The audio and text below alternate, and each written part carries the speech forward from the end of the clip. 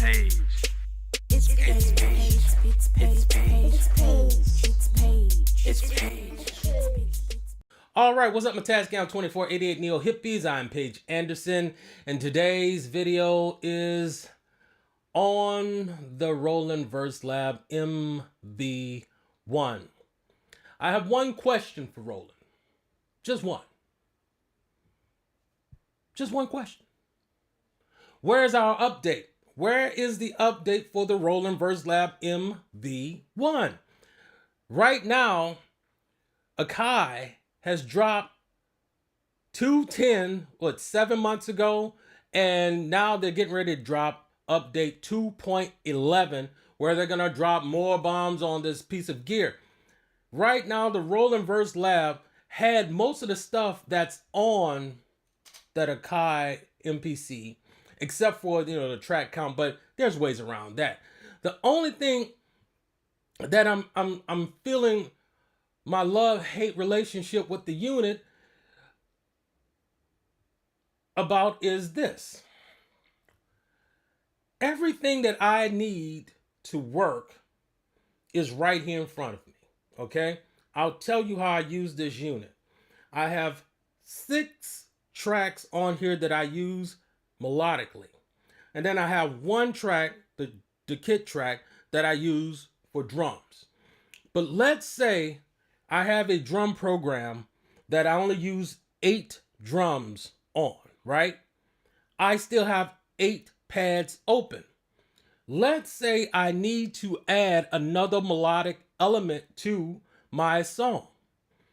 I can sample whatever melodic information I have on the hi-hat track onto pad 9, right? So let's say I use 1 through 8 and I sampled the hi-hat information on track 9. So I had like a lead sound on the hi-hat track. I sampled that to 9, and now that track is open, okay?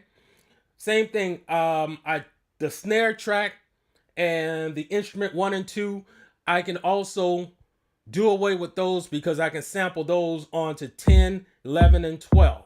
I have just opened up 4 tracks for me to do whatever else I wanted to do in my song. And I still have 4 other pads if I want to add some different, crashes or some toms or something to my song. It all depends. Then when I go over to the vocal track, I want to be able, this would be the most fabulous update you guys could ever add to this unit. On the vocal track, make the vocal track function like a kit track. That way, I have a song that I'm going to sing a lead vocal on track 1, on pad 1. I'm going to do ad-libs on pad 2 and 3. And on 4, I'm going to play a little bit of guitar on that 4th pad. Now, I'm going to sing a 4-part harmony. I do understand the reason why you added a harmonizer to it is so that, if you wanted to do some harmonies, you can use the harmonizer. Well, everybody doesn't sing like that. Some people like to sing the parts out. So let's say I sing a 4-part harmony. I put the 1 on pads 5 and 6 because I'm singing it twice. I put the 3 on pads 7 and 8 because I'm singing it twice. I put the 5 on pads 9 and 10 because I'm singing it twice. And I put the 7 on pads 11 and 12 because I'm singing it twice. Then I'm able to take the 1 and pan it on pads 5 and 6. I'm able to take the 3 in the chord and pan it. And the same thing with the 5 on 9 and 10, pan those. And then the same thing with the 7 on pad 11 and 12, pan that. All right, so now that I've done that, I can then turn around, get a good blend on it, or I can take that information, because here's the other part of the update that you should do. I can take that information and then render that out. Put it onto, it renders out into a folder where I named all of the parts and the names stuck so that when they got onto my SD card, they were the name that I gave them. And then I can go into Melodyne and fix everything and then send it all back into there nice and pretty. And then once I have it nice and pretty, I can take all 8 of those tracks from all 8 of those pads, and then I can sample it down to 1 in stereo. Bam. Now I have all 8 of those pads open again. I can delete the information off of them, and I can add whatever else I want to add in there. I can play a whole bass line. I can play a whole guitar. I can get somebody to come in and play trumpet. The vocal track needs to function like a kit track.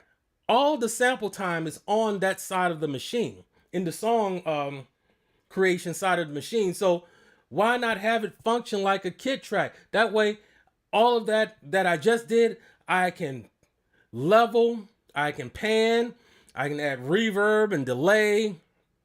Anything that a kit track can do, I can do that in song mode on the vocal track. That's a major update. Because let me tell you something, if it works for me, it's going to work for a lot of other people. It's going to really work for a lot of other people because I'm going to show them how to make it work. I love the VERSLAB MV-1, but the VERSLAB MV-1 is like a girlfriend that argues with you all the time.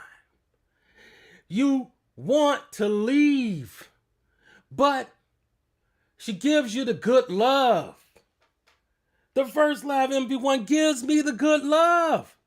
So I can't leave her because I always find something new to do with her.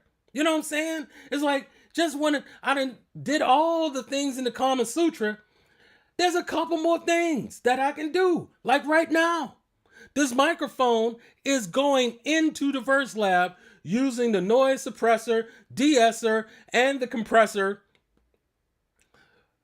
so that I can record my I can record my voice for my video. Because you can do that too with this unit. I keep finding new ways to use the unit. That's why I love it. Because she gives me the good love.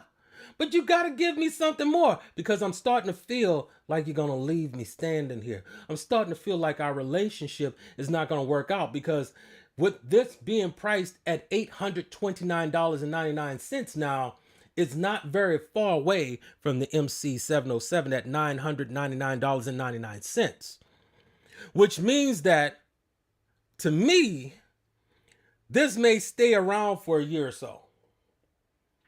And then it may stop being seen on different music instrument websites for sale. It may end up on Reverb. And then I'm going to feel all messed up because I was in love with this. And you played me again. No offense, but I do have the JDXI. You know, no updates. No stretching that 4-bar loop to a 8-bar loop and a song chain. You know what I'm saying? All I'm saying here is give us an update. We purchased this unit. We love it.